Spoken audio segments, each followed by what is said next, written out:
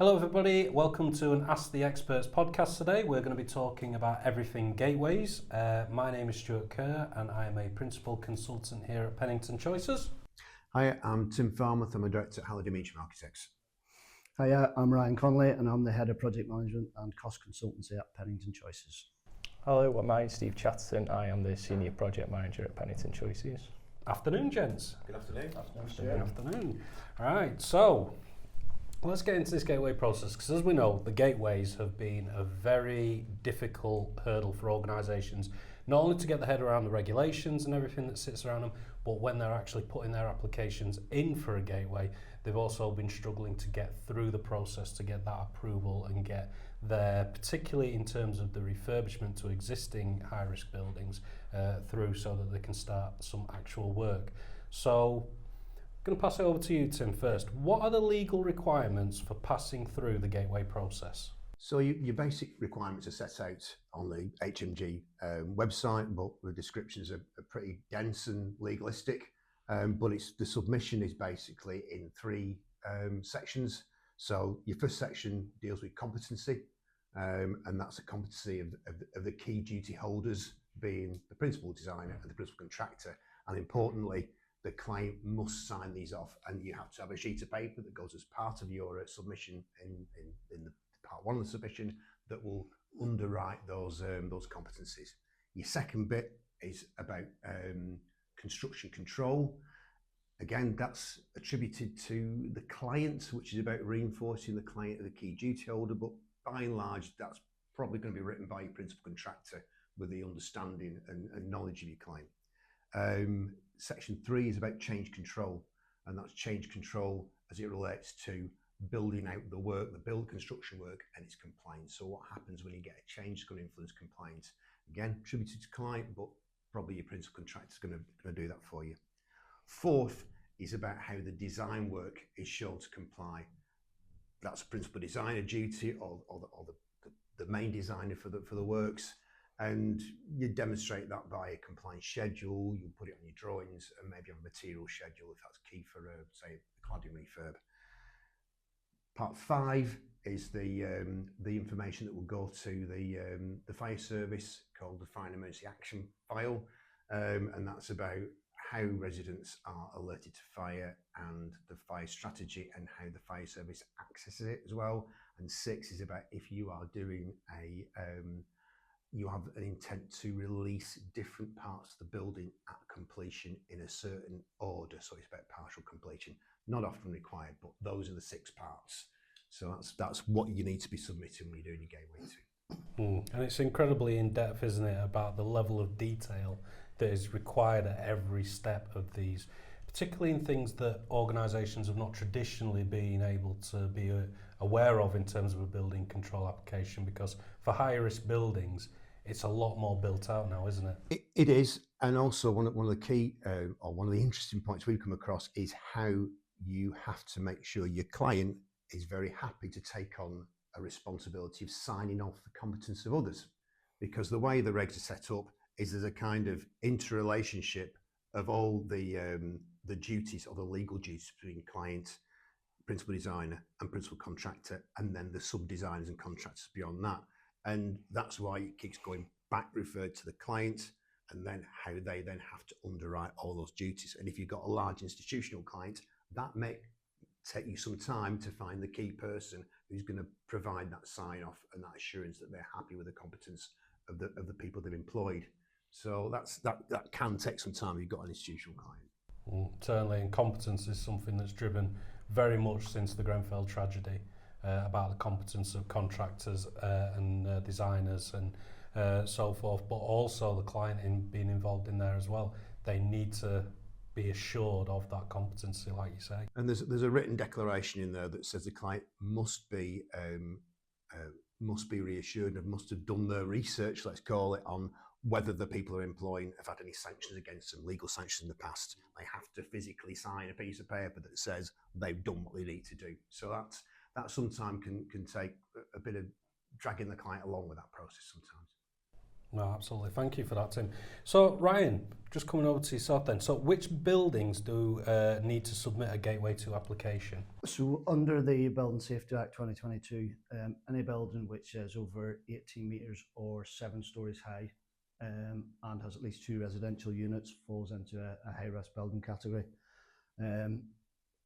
Anything above that, so it's measured from lowest ground level to the floor level of the highest story. Other bits that just house plants and machinery, left motor rooms and stuff like that are exempt from it. But moving forward, it's not just residential, so any hospitals or care homes that fall within them parameters are also looking to be done under the Gateway process through design and construction. Yeah, but not up to Gateway 3, isn't it? They don't go as far as Gateway 3, but yeah, they will be Gateway 1 and 2 specifically. Absolutely. No, thank you for that. So when you're applying for a gateway, you need to actually understand what are the works you're applying for, particularly when it falls onto works to an existing higher risk building. And this is something that's caused a bone of contention because there's no prescriptive information online or anywhere released that says what the two definitions are between what are classed as Category A works or what are classed as Category B works. And we know, though, that generally saying Category A works are works that involve significant construction activities. Typically for new builds and major refurbishment, the works are extensive and are involving structural changes or major installations in that. So examples of that would be adding or altering additional floors to a building, changing internal layouts to a number of residential units, for example, or installing major work systems such as electrical, plumbing, anything of that nature, or comprehensive fire safety systems like a fire alarm or sprinkler system, and so forth. Whereas Category B works, which are much less extensive than that, fall under things such as minor alterations or upgrades or repairs to existing systems or enhancements to systems that are already there. Are we finding that clients are struggling with the concept of what Category A and B works are in the wider field? Because I think it's something that organisations are not quite understanding, because then that does impact the amount of information that goes into a building control application. I think we're finding across some of our clients that are looking at the sort of Category B type stuff like fire door renewals and upgrades to compartmentation, that sort of thing, that when they try to embark on the gateway process themselves, and it maybe within their internal teams they don't just have that level of expertise, that they are struggling somewhat to be able to put together a comprehensive application. Yeah, and because of that not quite understanding, that's where they're getting that rejection coming back from the building safety regulator, isn't it? And within that's causing a big backlog, isn't it? That we've seen. Now we know that some of that backlog, and it's been well documented, is because of the historic legacy cases in there. And that was a lot based on the regulator being short-staffed essentially. They had a shortage of specialist engineers who were able to look at these building control applications as they came in. But as well as that, we knew that there was a high rejection rate because of the inadequate information or initially, which made the initial screening was that these applications were then getting rejected. Some of the complexity of the submissions as well was also causing issue, and there was a transition from the old multidisciplinary team to the new innovation unit as well. Meant that there's been this very, very large backlog. Now we know that we're starting to see that backlog reduce because the building safety regulator has now got appropriate amounts of staff and everything like that. The backlog that we're seeing is not based on the building safety regulator, but is because of the quality of the submissions that we're seeing going into these now. So we're still finding that organisations are struggling to get quality submissions that won't get rejected initially, aren't we? We are, yeah. I think part of the problem previously was that even in terms of getting a submission validated was taking a long period of time. So people had submitted their application, and only to find out sort of 20, 24, 30 weeks later that it was no good, whereas the validation time space now is much less, so people are getting the feedback a lot quicker to be able to change and adapt whatever needs to be done to be successful. Yeah, and we saw some of those first initial ones. They were taking a long time. They were not within those prescribed limits of 12 weeks for a new build and 8 weeks for an existing HRB, but they were taking far too long to go through, and a lot of that was levelled at the building safety regulator for not having the appropriate levels of staff and specialists to be able to assess the applications. But now we're seeing that switch over, and it is about that quality of submission. So clients need to make sure that what they're submitting is what the building safety regulator needs. So with that, come to you now, Steve. What is the biggest misconception in people's understanding of the gateway requirements? I'd say certainly the availability of information now. So it's gone beyond what the government provide on their website for what documents to include in a gateway submission. The availability of documents from the Construction Leadership Council that tells you on a step-by-step guide on how to apply, what to include, even the format. So little things like ensuring that your documents are in PDF. It's an easy mistake to make, but it's a mistake that's been made nonetheless. And then also providing documents that assist wayfinding.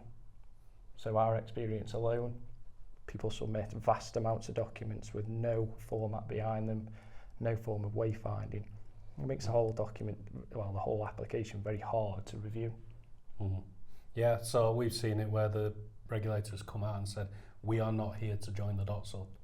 And that's a very much aligned to what you just said about the fact that the clients are submitting just a raft of things with no way of saying how do these things tie together, what order they should be read in. So there is support out there to say how these should be submitted, isn't there? Yeah, correct. And I think one of the conversations myself and Tim have had in the past, it's no longer a case of what you've got to do, it's how you're going to deliver it. Yeah, and I think what's happening is the process is no longer as opaque as it used to be. You got a little bit more feedback from the regulator saying this is how we want to see it. And I think what we understood as well is from the list of 6 requirements you've got is understand who your audience is going to be for that particular section. So something about the compliance section 4 is really you're looking to service the understanding of the RBI, the building inspector. So focus it on building regs for the fire and emergency file. That's for the fire service. So think about who your audience is for that part of the document, and you'll get a better document out of it. But I agree totally. Legibility, that's a key point. It's there to be consumed and understood by the regulator. Make it easy for them. So we know that there's still a lot of rejections going on out there for the various myriad of reasons. So what are the most common reasons for Gateway 2 applications being rejected? It's the quality of information, Stu, that's going into the regulator. A lot of people they're not providing the relevant information to be able to demonstrate their compliance. There's no evidence of how they are going to manage the works through to be able to deliver compliantly and ensure that golden thread is maintained throughout the project. A lot of times where potential recladding jobs or where you're loading the structure, stuff like that, they haven't got the quality of the structural information that they should have. Kind of back to what Tim and Steve both touched on there, it's about how you structure your application and making sure that it is easy to follow. You're demonstrating your compliance routes the whole way through, and you're not doing what was the tendency at the outset was people fired everything at it. It's a kind of less is more approach. Do what you need to do and do it well without putting in material brochures and stuff that's of absolutely no relevance to it whatsoever, that has no bearing on either a building reg or a compliance item. And the other one is that people are rushing them. So whether it be a contractual date or a need for them to get started on site or whatever, people are going with applications that are just not sufficiently developed to be able to be compliant. Yeah, no, absolutely. I mean, some of the stuff that Steve and I have seen on some of the clients that we work with, the information that's come across, it's not been where it needs to be, is it? And it's not concise. We had a change control application, change control plan, sorry, and that was on about why they're changing their doors rather than an actual change control plan as is necessary for the application. So yeah, incomplete, inaccurate documents, insufficiently developed plans, fire strategies lacking evidence or incomplete modelling in there as well is some of the things that have been seen. Competence not being clearly demonstrated through the documents, and golden thread as well is something that I know that the regulator has been keen on seeing, and that's not been demonstrated effectively either. But making sure that the whole thing ties together. I always look at it because I do a lot of building safety casework. You are walking someone who has never been to the building, doesn't know how you operate, and has never seen the works that you're going to undertake. You need to hold their hand through the process, through the documents that you supply, so that they know, yes, they are managing this effectively. They do have that eye on the risks that are involved, and they know how that's going to work in a building, essentially, that has people living in it. It is their homes. It is not somewhere where they just lock up site on the end of the night and walk away. This is where people live, and they have to make sure they take that into consideration. So with that in mind, which documents do you feel are the most often either missing or insufficient through the Gateway application? For myself, it'd be the document management. Yeah, you're very keen on that, I've seen. Yeah, it's not.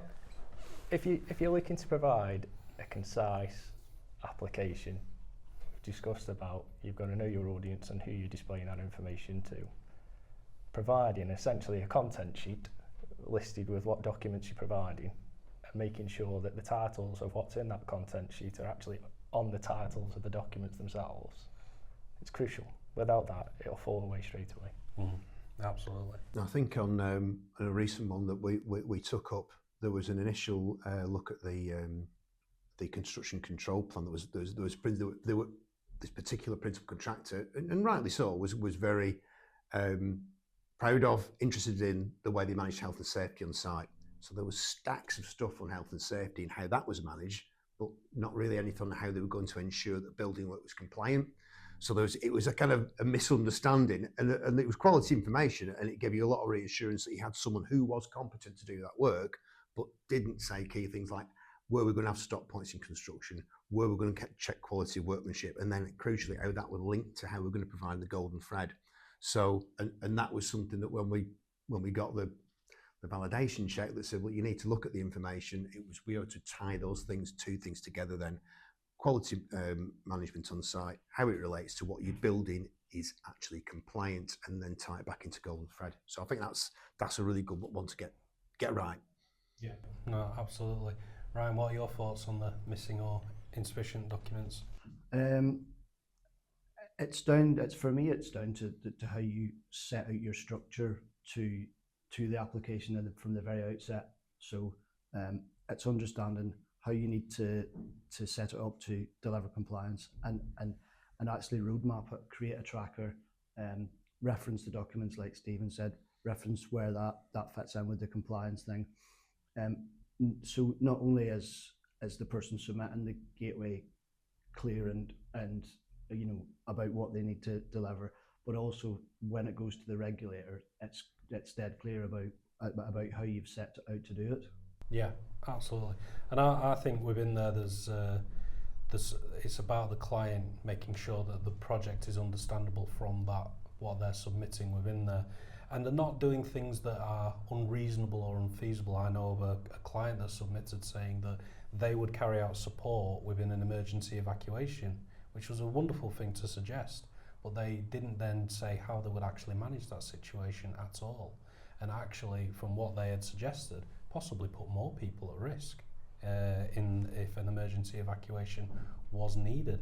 So, you know, it's not about trying to placate the regulator by saying we are wonderful and we can do all these things. It's about making sure that the project is fully understood, so that it is understandable from the regulator side, so that they can approve those submissions. So yeah, absolutely. Making sure the devil is in the detail, not overcomplicating it, make sure that it's clearly legible and that you can follow the process from end to end, I think is absolutely key. I think one of the things that's come as feedback from the regulator and from sort of submissions that have been unsuccessful is do not make broad sweeping statements.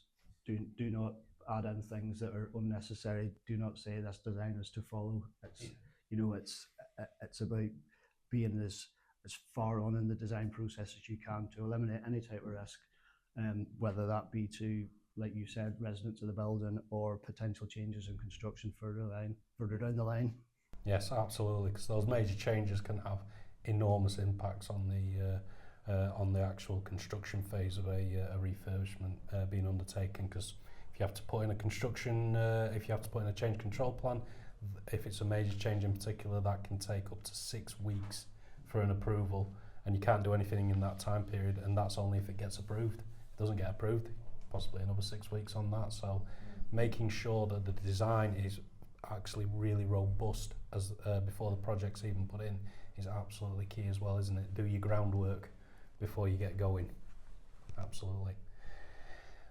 So as we wrap that up now, is there a key takeaway from each of you to the gateway process? Tim, what would your key takeaway be? Yeah, I think going back to the point about legibility, I mean, I know it's kind of been a back to the old school for us a little bit in architecture, is that we are producing what we used to call building regs drawings, which we are now putting notes on, plain notes that address compliance and will address sections of the building regs.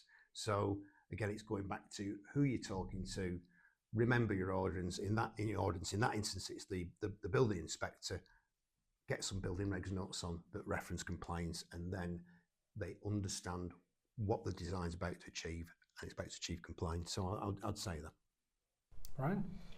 I think for me, it's just about making sure that your application's not rushed, and whether that's spending additional time and probably additional money up front to do any additional surveys that you think might be required, to ensure that you're managing out that design risk, to ensure that the documents that you need to put together to have a successful and compliant submission are all there in the first place. And yeah, because that a lot of the stuff that we're seeing that's unsuccessful is just a rushed application that's not been thought about really, or is not sufficiently detailed or advanced to be able to be successful. Absolutely. Steve? For myself, it's a compliance step for a reason. So again, probably taking on everybody's comments, be aware about what your scope of works is and what your intention is to complete. Have a look at your manufacturer's data, because there will be obvious steps in there that you need to double check that the product meets what you want it to do. Yeah, absolutely. And I think the key takeaway for me is, if you are unsure, get some support in there. Rather than trying to put in an application on a wing and a prayer and hope, get some support from those who have gone through the process or are knowledgeable to be able to support you in making that application work. You want one that goes through first time, every time, not a rejection that you keep having to change and apply and reject and change and apply. Okay, thank you very much for that, gents. Thank you for listening, everyone, and please do go to our website, watch our webinars, look out for our next podcasts, where we'll be talking all things compliance, fire, building safety, and so on. Thank you for joining us today. If you would like to speak to one of our in-house experts, please get in touch either via our website or across our social media pages. Pennington Choices, providing property surveying, consultancy and project management services to organisations nationwide. Our expertise, your solution.